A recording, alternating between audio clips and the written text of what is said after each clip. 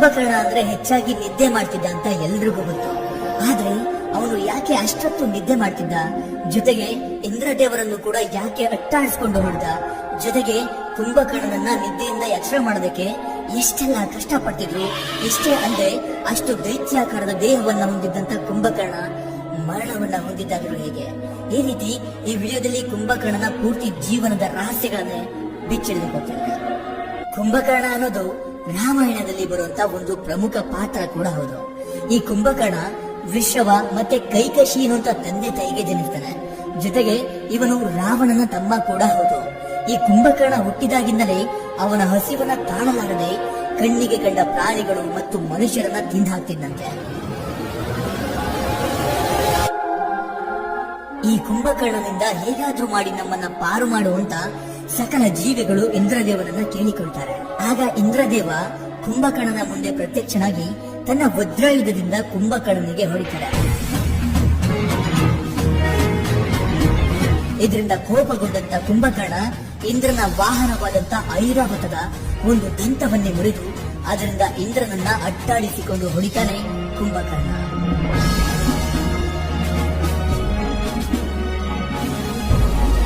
ಇನ್ನ ಕುಂಭಕರ್ಣ ಯಾಕೆ ಹೆಚ್ಚಾಗಿ ನಿದ್ದೆಯನ್ನ ಮಾಡ್ತಿದ್ದ, ಇದರ ಹಿಂದೆ ಇರೋ ಕಾರಣಗಳೇನು ಅಂತ ನೋಡೋದಾದ್ರೆ, ತನ್ನ ಅಣ್ಣ ರಾವಣ ಹೇಗೆ ಶಿವನನ್ನ ಒಲಿಸಿಕೊಳ್ಳಲು ತಪಸ್ಸನ್ನ ಮಾಡಿ ಅನೇಕ ವರಗಳನ್ನ ಪಡಿತಾನೋ, ಹಾಗೇನೆ ಕುಂಭಕರ್ಣನು ಕೂಡ ಬ್ರಹ್ಮನನ್ನ ಒಲಿಸಿಕೊಂಡು ಬ್ರಹ್ಮನಿಂದ ವರಗಳನ್ನ ಪಡಿಬೇಕು ಅನ್ನೋ ಉದ್ದೇಶವನ್ನ ಇಟ್ಕೊಂಡು ಘೋರವಾದಂತ ತಪಸ್ಸನ್ನ ಮಾಡ್ತಾನೆ. ಓಂ ಬ್ರಹ್ಮದೇವಾಯ ನಮಃ. ಓಂ ಬ್ರಹ್ಮದೇವಾಯ ನಮಃ. ಸಾಧಾರಣವಾಗಿನೇ ಯಾವುದೇ ವರವಿಲ್ಲದೆ ಕುಂಭಕರ್ಣನ ಸೋಲಿಸೋಕೆ ಯಾರಿಂದಲೂ ಸಾಧ್ಯವಾಗುತ್ತಿರಲಿಲ್ಲ. ಇನ್ನ ಬ್ರಹ್ಮದೇವನಿಂದ ವರವನ್ನ ಪಡೆದರೆ ಕುಂಭಕರ್ಣನನ್ನ ಸೋಲಿಸುವುದು ಅಸಾಧ್ಯ ಎಂದು ಅರಿತಂತ ಇಂದ್ರದೇವ ಬ್ರಹ್ಮದೇವನನ್ನ ವರ ನೀಡದಂತೆ ಕೇಳುತ್ತಾನೆ. ಆದ್ರೆ ಬ್ರಹ್ಮದೇವ ಇದಕ್ಕೆ ಒಪ್ಪದೆ, ಇಲ್ಲ, ಅವನು ನನಗಾಗಿ ಘೋರವಾದಂತ ತಪಸ್ಸನ್ನ ಮಾಡಿದ್ದಾನೆ, ಅವನು ಯಾವ ವರವನ್ನ ಕೇಳಿದರೂ ನಾನು ಕೊಡಲೇಬೇಕು, ಆದರೆ ಅವನು ಶಕ್ತಿಯುಳ್ಳ ವರವನ್ನ ಕೇಳದೇ ಇರುವ ಹಾಗೆ ನೋಡಿಕೊಳ್ಳುವುದು ನಿಮ್ಮ ಜವಾಬ್ದಾರಿ ಎಂದು ಹೇಳಿ ಕುಂಭಕರ್ಣನ ಮುಂದೆ ಪ್ರತ್ಯಕ್ಷನಾಗುತ್ತಾರೆ. ನಿನ್ನ ವರವನ್ನ ಕೇಳು ಎಂದು ಕುಂಭಕರ್ಣನಿಗೆ ಹೇಳುತ್ತಾರೆ. ಆಗ ಸರಸ್ವತಿ ಕುಂಭಕರ್ಣನ ಬಾಯಿಯಲ್ಲಿ ಕೂತು ಅವನ ನಾಲಿಗೆಯನ್ನ ತೊದಲುವಂತೆ ಮಾಡುತ್ತಾಳೆ. ಕುಂಭಕರ್ಣ ಬ್ರಹ್ಮನನ್ನು ಇಂದ್ರಾಸನವನ್ನ ಅಂದ್ರೆ ಇಂದ್ರನ ಸಿಂಹಾಸನವನ್ನೇ ಕೇಳುವುದಕ್ಕೆ ಇಚ್ಛೆ ಪಟ್ಟಿರ್ತಾನೆ. ಆದ್ರೆ ಅದರ ಬದಲು ನಿದ್ರಾಸನವನ್ನ ಅಂದ್ರೆ ಮಲಗುವ ಹಾಸಿಗೆಯನ್ನ ಕೇಳೋ ತರ ನಾಲಿಗೆಯನ್ನ ಬದಲಿಸ್ತಾಳೆ. ನಂತರ ನಿರ್ದೇವತ್ವವನ್ನ ಅಂದ್ರೆ ದೇವತೆಗಳ ವಿನಾಶವನ್ನ ಕೇಳೋದಕ್ಕೆ ಇಚ್ಛೆ ಪಟ್ಟಿರ್ತಾನೆ. ಅದರ ಬದಲಾಗಿ ನಿದ್ರಾವತ್ವವನ್ನ ಅಂದ್ರೆ ನಿದ್ರೆಯನ್ನ ಕೇಳೋ ತರ ಅವನ ನಾಲಿಗೆಯನ್ನ ಬದಲಿಸ್ತಾಳೆ. ಹೀಗೆ ಕುಂಭಕರ್ಣ ಕೇಳಿದ ವರವನ್ನೆಲ್ಲ ಕೊಟ್ಟಂತ ಬ್ರಹ್ಮ ತಕ್ಷಣವೇ ಮಾಯವಾಗ್ತಾನೆ. ಇದರಿಂದ ಗೊಂದಲಗೊಂಡಂತ ಕುಂಭಕರ್ಣ ನಡೆದಿದ್ದನ್ನೆಲ್ಲ ರಾವಣನಿಗೆ ಹೇಳಿದಾಗ ರಾವಣ ಬ್ರಹ್ಮದೇವರನ್ನ ಪ್ರಾರ್ಥಿಸಿ ಕುಂಭಕರ್ಣನು ಜೀವನ ಪೂರ್ತಿ ನಿದ್ದೆ ಮಾಡುವುದನ್ನ ಕಡಿತಗೊಳಿಸಬೇಕು ಎಂದು ಬೇಡಿದಾಗ ಬ್ರಹ್ಮದೇವರು ಈ ರೀತಿ ಹೇಳುತ್ತಾರೆ.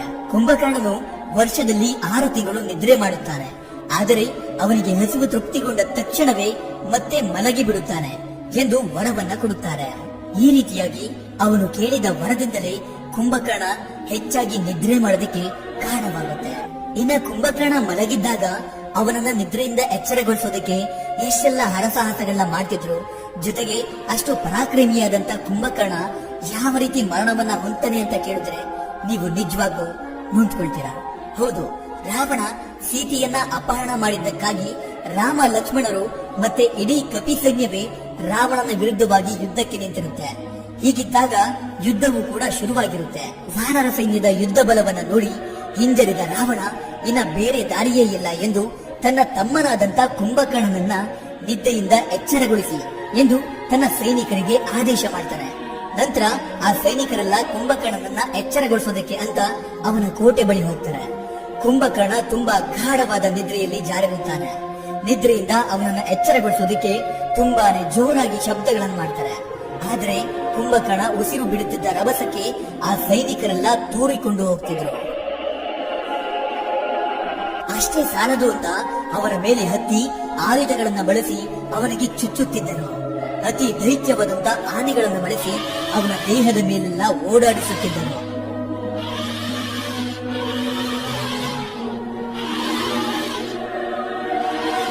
ಕಿವಿಯ ಬಳಿ ಜೋರಾಗಿ ಅರುಚುತ್ತಿದ್ದರು.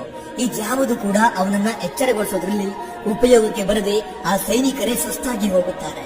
ಕೊನೆಗೆ ಒಂದು ಉಪಾಯ ಮಾಡಿ ಅವರ ಮುಂದೆ ರುಚಿ ರುಚಿಯಾದ ಬಗೆ ಬಗೆಯಾದ ಆಹಾರಗಳನ್ನ ಮುಂದಿಟ್ಟಾಗ ಆಹಾರದ ಸುವಾಸನೆಯಿಂದ ಎಚ್ಚರಗೊಂಡ ಕುಂಭಕರ್ಣ ಸಾವಿರಾರು ಜನಕ್ಕೆ ಸಾಕಾಗುವಂತ ಆಹಾರವನ್ನ ಒಬ್ಬನೇ ಗಬಗಬನೆ ತಿಂದು ಹಸಿವನ್ನ ನೀಗಿಸಿಕೊಳ್ಳುತ್ತಾನೆ.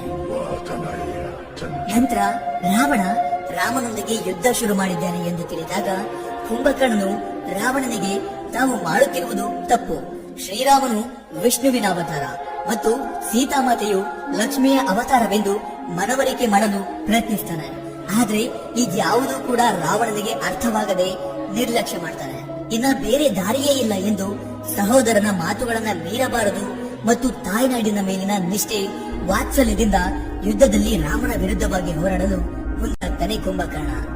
ನಂತರ ಯುದ್ಧ ಭೂಮಿಗೆ ಕುಂಭಕರ್ಣ ಕಾಲಿಟ್ಟಾಗ ಅವನ ಬೃಹದಾಕಾರದ ದೇಹವನ್ನ ನೋಡಿ ಇಡೀ ವಾನರ ಸೈನ್ಯವೇ ಬೆಚ್ಚಿ ಬಿಡುತ್ತೆ. ಇವನ ಮೇಲೆ ಯುದ್ಧ ಮಾಡಿ ಗೆಲ್ಲುವುದು ಅಸಾಧ್ಯ. ಒಂದು ವೇಳೆ ಇವನ ಮೇಲೆ ಯುದ್ಧ ಮಾಡಲು ಹೋದರೆ ನಮ್ಮ ಸಾವನ್ನ ನಾವೇ ಬಯಸಿದಂತಿರುತ್ತೆ ಎಂದು ಅವನ ಮೇಲೆ ಯುದ್ಧ ಮಾಡದೆಯೇ ಹೆದರಿ ಓಡುತ್ತಾರೆ. ಆಗ ಆ ವಾನರ ಸೈನ್ಯಕ್ಕೆ ಸುಗ್ರೀವ ಧೈರ್ಯ ತುಂಬಿ ಮತ್ತೊಮ್ಮೆ ಕುಂಭಕರ್ಣನ ಮೇಲೆ ಯುದ್ಧವನ್ನ ಮಾಡಲು ಮುಂದಾಗುತ್ತಾರೆ. ವಾನರ ಸೈನ್ಯ ಕುಂಭಕರ್ಣನ ಮೇಲೆ ಎಸೆಯುತ್ತಿರುವ ದೊಡ್ಡ ದೊಡ್ಡ ಕಲ್ಲು ಬಂಡೆಗಳು ಕುಂಭಕರ್ಣನ ದೇಹಕ್ಕೆ ತಾಗಿ ಪುಡಿ ಪುಡಿಯಾಗುತ್ತಿವೆ. ಕುಂಭಕರ್ಣನ ಕೈಗೆ ಸಿಕ್ಕಿದವರನ್ನೆಲ್ಲ ನುಂಗಿ ಸ್ವಾಹ ಮಾಡುತ್ತಿದ್ದ.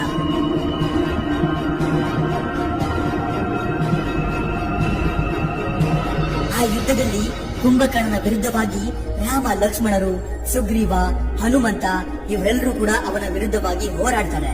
ಮೊದಲು ಕುಂಭಕರ್ಣನ ಹೊಡೆಯುವುದಕ್ಕೆ ಸುಗ್ರೀವ ಹೋಗ್ತಾನೆ. ಆದ್ರೆ ಸುಗ್ರೀವನ ಮೇಲೆ ಒಂದೇ ಬಾರಿಗೆ ತನ್ನ ಪಾದದಿಂದ ತುಳಿದು ಹಾಕುತ್ತಾನೆ ಕುಂಭಕರ್ಣ.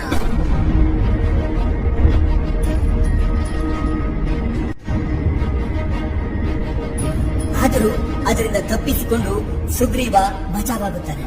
ನಂತರ ಕೋಪಗೊಂಡಂತ ಹನುಮ ಕುಂಭಕರ್ಣನ ಎತ್ತರಕ್ಕೆ ತನ್ನ ಎತ್ತರವನ್ನ ಹೆಚ್ಚಿಸಿಕೊಂಡು ಅವನ ಮೇಲೆ ಯುದ್ಧ ಮಾಡೋದಕ್ಕೆ ಶುರು ಮಾಡ್ತಾನೆ. ಹೀಗೆ ಕಾದಾಡುತ್ತಾ ಇಬ್ಬರು ಭೂಮಿಗೆ ಬಿದ್ದಾಗ ಇಡೀ ಭೂಮಿಯೇ ನಡುಗಿ ಬಿಡುತ್ತೆ. ನಂತರ ಕುಂಭಕರ್ಣ ವಾನರ ಸೈನ್ಯವನ್ನ ಒಮ್ಮೆಲೆ ನಾಶ ಮಾಡಲು ಹೋದಾಗ ಶ್ರೀರಾಮ ದೇವರು ಮುಂದೆ ಬಂದು ವಾಯು ಅಸ್ತ್ರದಿಂದ ಒಂದು ತೋಳನ್ನ ಕತ್ತರಿಸುತ್ತಾರೆ. ನಂತರ ಇಂದ್ರಾಸ್ತ್ರದಿಂದ ಮತ್ತೊಂದು ತೋಳನ್ನು ಕೂಡ ಕತ್ತರಿಸುತ್ತಾರೆ. ಆದರೂ ಕೂಡ ಯುದ್ಧ ಮಾಡಲು ಕುಂಭಕರ್ಣ ಮುಂದೆ ಬಂದಾಗ ಅವನ ಶಿರವನ್ನೇ ಕತ್ತರಿಸಿ ಹಾಕುತ್ತಾರೆ ಶ್ರೀರಾಮದೇವ. ಇದರಿಂದ ಕುಂಭಕರ್ಣನು ರಾಮನ ದೈವತ್ವವನ್ನ ಒಪ್ಪಿಕೊಳ್ಳುತ್ತಾನೆ. ಆದರೆ ಅಣ್ಣ ರಾವಣನ ಆಜ್ಞೆಯನ್ನು ಮೀರಬಾರದು ಎಂಬ ಒಂದೇ ಒಂದು ಕಾರಣಕ್ಕೆ ಈ ಯುದ್ಧಕ್ಕೆ ಮುಂದಾದೆ ಎಂದು ತನ್ನಲ್ಲಿದ್ದ ನೋವನ್ನ ಹೇಳಿಕೊಳ್ತಾನೆ. ಈ ರೀತಿಯಾಗಿ ಕುಂಭಕರ್ಣನು ಸಾವನ್ನಪ್ತಾನೆ. ಅದೇನೇ ಆಗಿದ್ರು ಕುಂಭಕರ್ಣ ಒಬ್ಬ ಪ್ರಬಲ ರಾಕ್ಷಸ, ಸದ್ಗುಣಶೀಲ ಮತ್ತು ಮಹಾನ್ ಯೋಧ ಎಂಬುದಂತೂ ಸತ್ಯ. ಸ್ನೇಹಿತರೆ, ನೋಡಿದ್ರಲ್ಲ, ಇದಿಷ್ಟು ಕುಂಭಕರ್ಣನ ಬಗ್ಗೆ ಒಂದಷ್ಟು ರಹಸ್ಯ ಮಾಹಿತಿಗಳು. ಇವತ್ತಿಗಿಷ್ಟೇ. ಈ ವಿಡಿಯೋ ಇಷ್ಟ ಆಗಿದ್ರೆ ಪ್ಲೀಸ್ ನಮ್ಮ ಚಾನಲ್ಗೆ ಸಬ್ಸ್ಕ್ರೈಬ್ ಮಾಡಿಕೊಂಡು ಈ ವಿಡಿಯೋಗೊಂದು ಲೈಕ್ ಅನ್ನು ಕೊಡಿ. ಯಾಕಂದ್ರೆ ನಿಮ್ಮ ಮೆಚ್ಚುಗೆಯನ್ನ ಮಾತ್ರ ನಾನು ಬಯಸ್ತೇನೆ. Anyway, thank you for watch.